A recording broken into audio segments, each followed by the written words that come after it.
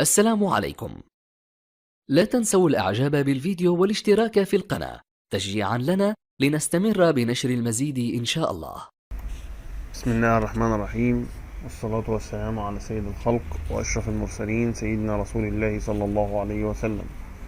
النهاردة بأمر الله هنتكلم عن مواصفات عجول التسمين عند الشراء، وإن شاء الله برنامج استقبال العجول في المزرعة. في برنامج كده إن شاء الله هنتكلم عنه، إزاي استقبل العجول في المزرعة. تمام كده؟ تمام. ان شاء الله هنتكلم بقى الاول في موضوع ان احنا بنقول مواصفات عجول التسمين عند الشراء. العجل بيبان عليه انه ده عجل تسمين. في عجول بيبان عليها ان هي مش شكل تسمين خالص، وفي عجول بسم الله ما شاء الله بيبان عليها انها عجول تسمين. انا بقى هقول لكم اول حاجة في الموضوع بتاع مواصفات شراء عجل التسمين. اول حاجة الشكل العام للحيوان. الشكل العام للحيوان، هيئته. الشكل العام ده هيئته. اول حاجة اندماج عضلات الجسم، يبان عليه كده انه له عضلات الجسم مع بعضها، وان يكون محمول على 4 قوائم. يعني العضلات بتاعته دي في الافخاذ لها عضلة، يبان على الكتلة بتاع الفخذ في ال4 جهات بتوع رجليه ان هي قوية. تمام كده؟ ولازم يعني ايه، وتكون قصيرة، والرأس كبيرة ضخمة عريضة، بطش دماغه دي يعني عرض دماغه كبير. تمام. ومربعة، ويكون الجسم طويل وعميق. طويل وعميق يعني عريض. تمام كده؟ يبقى الشكل العام بتبص على العجل كده، هيئته بتقول ان هو ده فعلا عجل ايه، تسمين. تمام. وفي عجول يعني كسر، يعني مش احنا ما بنسماش عجول تسمين، ده هي تلقيط ذبيح لكن مش للتسمين. تمام كده؟ تمام. تاني حاجة الرقبة بتكون قصيرة وغليظة وممتلئة باللحم.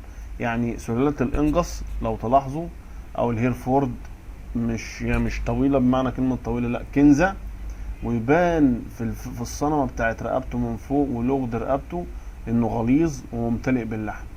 السلالات المستوردة دي جميلة جدا جدا جدا فوق ما تتخيل، اللي هي الانجس، الابرادين، الشاروليه، اللاموزين، السيمنتال، الهيرفورد، وانواع كتيرة تانية طبعا من العجول اللي هي مختصة بتحميل اللحم، تشيل اللحم طبعا. وفي عجول للالبان يعني. تمام. اما موضوعنا النهاردة فهو على ازاي اشتري عجل تسمين. الكتف يكون مكسو باللحم، كتافه مكسية باللحم، والظهر مستقيم. يعني مش لما تبص عليه حضرتك من ورا كده تبص تلاقي ظهره مستقيم، مفيش حنية، مفيش الظهر واطي لتحت، لا، استقامة. تمام كده؟ وعريض ومكسو باللحم. طبعا هتقول لي هو في عجول كده؟ اقول لك اه حضرتك، في عجول كده. في عجول فيها آه انحناء في في الظهر. مش كل العجول ظهرها مستقيم. تمام كده؟ وقصيرة. يعني ايه، انت بتبقى واخد بالك ان هي ايه، فيها كسرة لا، انت تبص عليها حضرتك من ورا كده تلاقيها استقامة واحدة. تمام. وعريضة طبعا، العجل يكون جسمه عريض ومكسو باللحم. ويجب ان تكون عظامه واسعة من الخلف، يعني العظمتين بتوعه من ورا مش كنزين، لا، عراض، عشان يشيل لحم. طبعا البطن لا تكون واسعة، والصدر حجمه كبير. يعني البطن ما تكونش واسعة قوي كرش، هو بيكرش لكن مش بيشيل لحم. يعني ما تكونش بطنه منفوخة ومعب كده عامل زي البالونة وهو لا، هو لا. العجل اللي بتاع التسمين ده ستاندر، حاجة طب كده. تمام كده؟ البطن ما تكونش واسعة، الصدر يكون حجمه كبير عريض. تمام. واسع وعميق وعضلي، يعني لما تمسكه كده، تمسك صدره كده وتضغط عليه تلاقي فيه عضلات، كتل لحم. ده تعرف ان هو ان شاء الله يجي منه بسرعة وسريع التحويل في التسمين. تمام. الارجل مستقيمة، الرجل بتاعته تكون مستقيمة وقصيرة برضه، يعني قصيرة برضه، ودقيقة العظام. والمسافة بين الارجل الامامية واسعة. المسافة بين الرجول الامامية واسعة، يعني هو يكون بمعنى صح ان هو يكون طويل ورجليه قصيره. المعنى في الكلام ان طويل ورجليه قصيره. طبعا الاربعه الخلفيه واسعه ومستقيمه، الربع الخلفي واسع ومستقيم، وذات افخاذ مكسوه باللحم السميك من داخل والخارج. يعني تبقى الفخده بتاعته زي ما قلت لحضرتك كده مليانه. تمام. ليه؟ هيبان انه جسمه هيشيل، هيبان انه جسمه هيشيل. لكن في سلالات حضرتك اللي هي انا مش بعيب فيها، اللي هي الخليط، الهجين، كل السلالات ديت احيانا ما بتشيلش الاوزان اللي حضرتك بتتكلموا فيها، لكن بتشيل. هي بتشيل لحمه لكن بتاخد وقت في شيل اللحم. اما اللي انا بكلمك عليه ده حضرتك معامل التحويل بتاعه عالي جدا، بيوصل مثلا معامل التحويل 2 كيلو في اليوم لحم، او 2 كيلو وربع كمان في اللحم. معامل التحويل بتاعه عالي جدا. اما في العجول العاديه ديت معامل التحويل بتاعها رديء، فما بيديكش اللي انت عايزه. تمام كده؟ تمام. جلد الحيوان يكون سهل الحركه لوجود طبقات من الدهن تحته، والجلد يكون ناعم، والشعر لامع وناعم. كل اللي حضرتك بكلمك فيه ده جلد الحيوان يكون سهل الحركه. ليه؟ لما بيبقى سهل الحركه بتحس ان هو يعني ايه، في نشاط، في حيويه. تمام. شعره ناعم ولامع كل دي صحه. كل اللي حضرتك بكلمك فيه ده صحه بالنسبه للعجل. لما تلاقي العجل لامع بسم الله ما شاء الله وجميل كده ونضر، تعرف ان العجل ده قوي وصحته جميله وكويس جدا عشان اقدر اتعامل معاه في عمليه التسمين. تمام. تظهر على العجول علامات كده الصحه بصفه عامه. يعني العجول دي بيبان عليها ان هي صحتها سليمه، بيبان في علامات كده بتبان عليها. اولا عشان يبان ان العجل ده صحي بتكون العين لمعه من اليقظه. يعني لما يصحى كده او يفوق او انك انت تشوفه في السوق تحس ان يعني دي قويه، والنشاط والحيويه باين على عينه. هتقولي ازاي وانا هبص في عينيه؟ اقول لا حضرتك، لا هو مش هتبص في عينيه، لا حضرتك انت هتشتري حاجه لازم تقلبها. تقلبها يعني ايه؟ مش تسرقها تقلبها يعني حضرتك تفتش فيها كويس جدا بحيث انك ما تاخدش بضاعه تقوم تخسر فيها. ما انا هاخد سلاله احطها عندي في المزرعه هتجيب لي نتيجه ولا مش هتجيب؟ لازم اخد بالي من ادق التفاصيل في الموضوع عشان بامر الله الاقي نتيجه كويسه واطلع بسلاله كويسه واعمل دوره كويسه في نفس الوقت اطلع بربح مظبوط. تمام كده. كما يراعي برضو ان تكون مظهر الحيويه باديه على الحيوان، كبرق عينه ولمعان شعره وتدنيه المخطم وانتصاب الاذنين وتدفق النشاط، يعني باين عليه انه نشيط. وايضا يجب ان يلم صاحب المشروع بطرق الغش الشائعه في الاسواق. يعني انت يجب حضرتك زي ما انا ما قلت لك من شويه انك تبقى واخد بالك كويس جدا جدا جدا جدا جدا من ايه عمليات الغش، في ان في ناس ما بيراعوش ربنا في عمليه البيع والشراء. تمام كده. وفاكرين ان بالطريقه ديت يعني ربنا هيبارك. لا طبعا.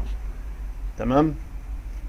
لكن حضرتك كمشتري لو انت مش قادر، يعني مش معلش في الكلمه، مش فاهم عمليه البيع والشراء، هات حد فاهم في الموضوع من حيث البيع والشراء وتعلم. مش عيب، مش عيب ان اتعلم، لكن العيب ان ينضحك عليا وانا عارف ان بينضحك عليا، لا ده كده عيب. لكن الصح اصح ان يتبع. انا مش فاهم في الموضوع في عمليه البيع والشراء لكن عارف السلالات، لكن مش واخد بالي من عمليه البيع والشراء، ممكن ينضحك عليا. اجيب واحد يشتري السلاله اللي انا عارفها، بس في نفس الوقت ابقى عارف هو اشترى ازاي وهيجيب لي الحيوان ده ازاي وايه الحاجات الحلوه والصحيه اللي فيه، اللي بيها اقدر افهم لما اجي اشتري تاني ما احتاجلوش. تمام كده. تمام. يبقى اول حاجه في ناس بتتعامل في الاسواق دي انها بتجبر الحيوان على شرب كميات ضخمه من المياه حتى يبدو على الحيوان انه بحاله جيده. ده غش، ده غش. يعني ايه؟ ناخد بالنا ان في ناس قبل ما بتاخد العجل تنزله السوق بتروح جايه عامله ايه؟ ساقيه ميه، تديله ميه زي ما تقول بص يعني بتعبيه برميل، ويبان على العجل انه نشيط ومليان والدنيا زي الفل، لكن هو طميان ميه. تمام كده. تمام. يجب حضرتك انك تاخد بالك من الكلام ده كويس قوي. تمام. تاني حاجة وزن العجول. وزن العجول يجب أن يكون وزن العجول شهريا. يجب أن تتابع وزن العجول شهريا لمتابعة معدل نمو وحساب غذائها. هل أنت ما شاء الله عندك مزرعة فيها 10 عجول، فيها 50 عجل، فيها 100 عجل، فيها 1000 عجل، فيها 100,000 عجل، فيها عجول اللي فيها لازم تديهم عملية متابعة شهرية في الأوزان، وتخلي الأوزان مع بعضها بحيث ما يحصلش عملية نشاط بين العجول في الأحجام فيقوموا ضربوا بعضيهم وتحصل بينهم مشادات، ممكن عجل لا قدر الله يخسر ويقع في الوسط. تمام كده. دايما متابعة الأوزان دي مش كمان للأوزان بمعنى الأوزان، لا يعني لو انت حضرتك عندك مزرعة مفتوحة حط الأوزان مع بعضها، يعني مش مرابط. مفتوحة يعني مش مرابط. حط الأوزان اللي هي مثلا من وزن 200 300 400 500 600. ما جيبش 600 كيلو مع 200 كيلو، ما حطهمش في مربع واحد او في حظيرة واحدة، لا انا كده بسبب اخطار، يعني بسبب بلاوي. لا انا احط الاوزان كلها مع بعضها، ده مع ده وده مع ده وده مع ده وده مع ده. اما ان كوني الخبط الدنيا ببعضها، لا انا كده هخسر. تمام كده. يبقى يجب علي ان اتابع العجول متابعة شهرية حسب غذائها وكميات العلف، الى جانب التعرف طبعا على اي حالات مرضية يمكن ان تصيب العجول. فمن اعراض المرض انخفاض الوزن، يعني انت لو حسيت ان العجل كان بيديك وفجأة عمال ينزل اعرف انه مصاب بمرض. يجب علي ان اعزله واعمل له عملية متابعة. تمام. ويجب علي متابعته بنسبة استجابة العجول المريضة للعجول مع خلال معرفة اوزانها بالنظام. يعني في الفترة دي اللي احس انه تعبان اروح عازله عن القطيع واحطه في مكان تاني. وقت متابعتي للمشروع بحط الاوزان كلها مع بعضها. وفي حالة ان في عجول ما بتدينيش الاوزان، في نقطة لازم تاخد بالك منها. لو في عجول ما بتديكش، يعني في عجول انت بتديها نفس العلفة، كل العجول مثلا طقم واحد جون فيهم واحد بتديهم نفس العلفة، في عجول بتجيب معاك نتيجة جميلة ما شاء الله، وفي عجول بسيطة لو مش مصابة بالامراض نزلها السوق بحة، لو ما بتجيبش نتيجة نزلها السوق بحة. تمام كده. تمام. لان انت كل اكلك هيبقى في الفاضي. تمام كده. احنا خلصنا من موضوع مواصفات عجول التسمين عند شراء العجول. طيب احنا بقى هنتكلم عن برنامج استقبال العجول في المزرعة. ازاي استقبل عجولي في المزرعة؟ اول حاجة عند وصول العجول للمزرعة يتم ترقيمها. تاني حاجة قياس درجة حرارتها وفتح سجل صحي لها. يعني انا ما شاء الله نزلت السوق، رحت مزرعة جبت مثلا وليكن 20 عجل، تمام، هجيبهم احطهم في المزرعة. كل المزرعة مش هقول لك انت حضرتك عندك عجول في قلب المزرعة، لا انا اقول انا لسه بفتح مزرعة جديد وجايب 20 عجل هحطهم. اول ما بجيبهم المزرعة بعمل لهم عملية استقبال. عملية الاستقبال دي انا بقيس كل عجل درجة حرارته، وافتح له سجل صحي وارقمه. تمام. يعني عندي 20 عجل من 1 ل20 حسب الارقام اللي حضرتك تختار. بعد كده بعد ما بقيس الحرارة وافتح له سجل وارقمه بيتم تقديم دريس جيد جدا وخالي من الرمل. يعني ما يبقاش في رمل يا جماعة ولا عفن، يعني حاجة معفنة كده واحطه العجول عشان تاكل والاسم، لا، اهتم بحاجتي. وانا كل الفيديوهات اللي بتكلم فيها بقول الاهتمام ثم الاهتمام ثم الاهتمام. يجب عليا اكون مهتم، وذلك لمدة 3 ايام. يعني اللي بكلمك فيه ده تقديم الدريس بدون ما يكون في رمل ولا عفن ولا الكلام ده كله لمدة 3 ايام. تمام. هتقول لي ليه؟ حتى يستعيد نشاطه. هتقول لي ليه؟ اقول لك حتى يستعيد نشاطه. تمام. تالت نقطة بيتم توفير مية نظيفة باردة للعجول لتشجيعها على استهلاك كمية كبيرة من المية. يعني ما اجيش اجيب مية معلش فيها اتربة وفيها تراب وفيها مش عارف ايه واقدمهم للعجول وهم جايين. العجل هينفر من المكان، وفي نفس الوقت مش هيبقى عنده اقبال لشرب المياه. لكن لو قدمت له ميه صحيه طبيعي هيشرب بزياده وهيبقى مبسوط للمكان، وفي نفس الوقت هيعمل عمليه استهلاك كبير من الميه، فيقوم ياكل ويشرب ويبتدي يزيد معاك على طول. تمام. تاني حاجه، ما لا يتم تقديم اي اعلاف معامله للكسلاج. ما نقدمش اعلاف في اول 3 ايام في استقبال العجول كالسلاج والادبان التبن. تمام. المعامل بالامونيا، يعني المخلوط بالامونيا. يتم التدرج في التغذيه. اجي باخد بالي كمان 5 نقطة، بيتم التدرج في التغذيه. يعني انا بقى ايه، مش بدي اعلاف مركزه مره واحده طص طص طص طص، هعمل دربكه للعجل هموته. مفيش الكلام ده. لازم يا جماعه تاخد بالكم، عشان هي مش عمليه اكل وشرب وسقيه ميه، لا. تسمين العجول مفيش الكلام ده، انك انت بس تاكل تشرب وتروح تنام والقصه دي، لا لا لا لا لا. ده حيوان، ده حيوان. يعني فجاه كده ممكن يروح منك في لحظه، زي البني ادمين في لحظه برضو ممكن يروحوا منك. بني ادم ممكن يموت في لحظه، زي العجل ممكن يموت في لحظه برضو. تمام. يبقى بعمل عمليه تهيئه في الاكل واحده واحده، بهيئه او بجهزه لاستقبال العلف بتاعي.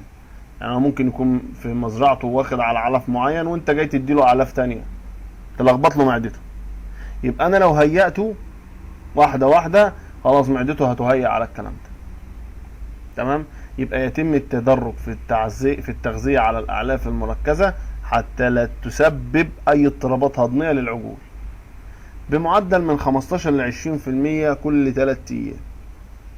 يعني انا كل 3 ايام بزود من 15% ل 20% من نسبه العلف اللي انا بحطه كل 3 ايام.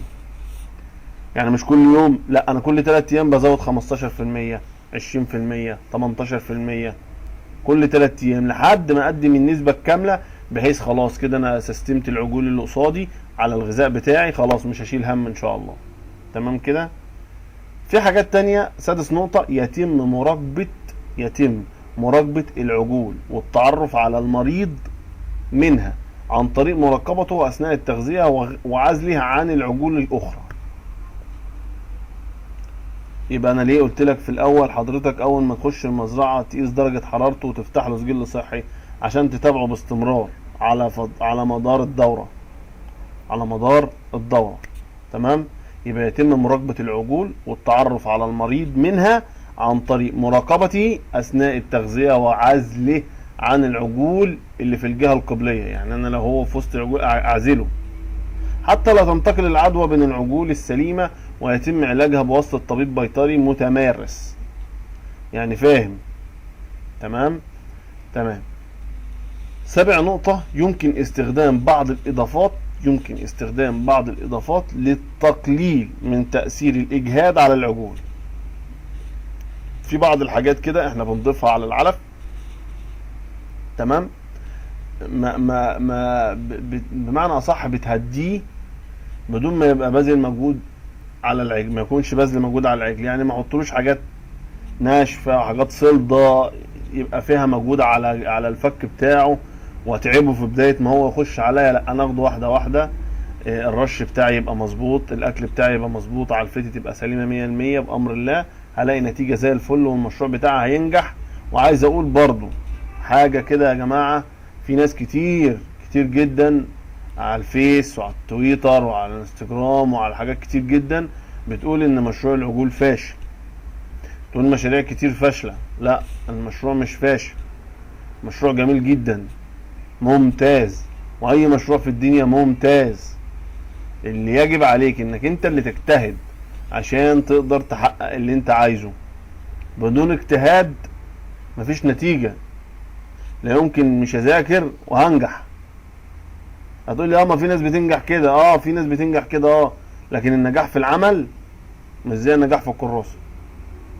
النجاح في الحياة العملية مش زي النجاح على ورقة وقلم. تمام كده. تمام.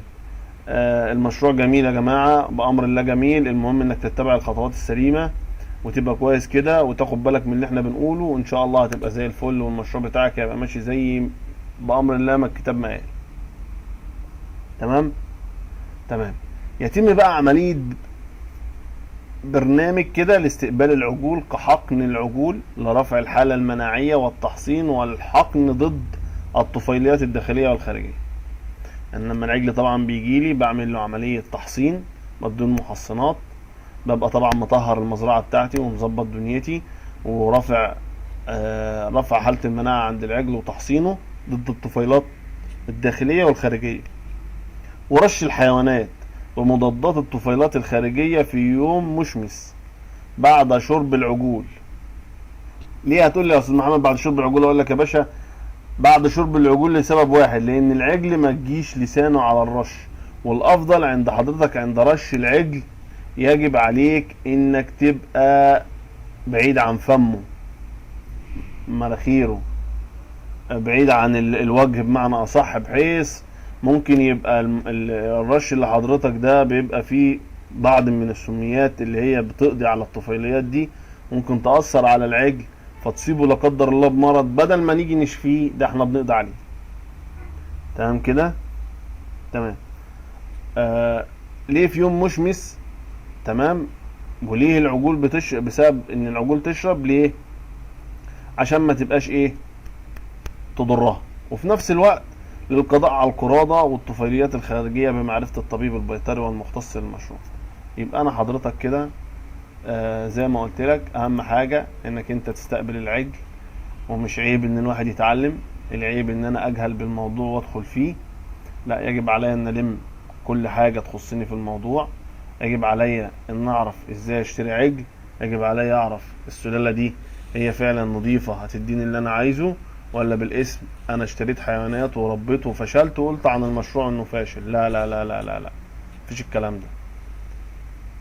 اساس النجاح ازاي احط رجلي على الطرق السليمة، اساس النجاح ازاي اوصل للي انا عايزه بفضل الله اولا، ثم بفكري وتخطيطي واجتهادي في الموضوع. يبقى ان شاء الله بامر الله احنا اتكلمنا في مواصفات عجول التسمين عند الشراء، واتكلمنا ازاي استقبل عجول التسمين في المزرعة. ان شاء الله بامر الله اتمنى لكم التوفيق والنجاح، ودايما يا رب في نجاح مش في فشل، وان كان هناك خطأ مني فمن نفسي والشيطان، وأن أعوذ بالله من الشيطان الرجيم. وأتمنى لكم النجاح، ولا ما تنسونيش طبعا في الاشتراك، وبشكر كل اللي هم اشتركوا لي في القناة ودعموني، أنا بشكركم جزيل الشكر. وكل سنة وحضراتكم طيبين، وشكرا والسلام عليكم ورحمة الله وبركاته. كان معكم محمد إبراهيم.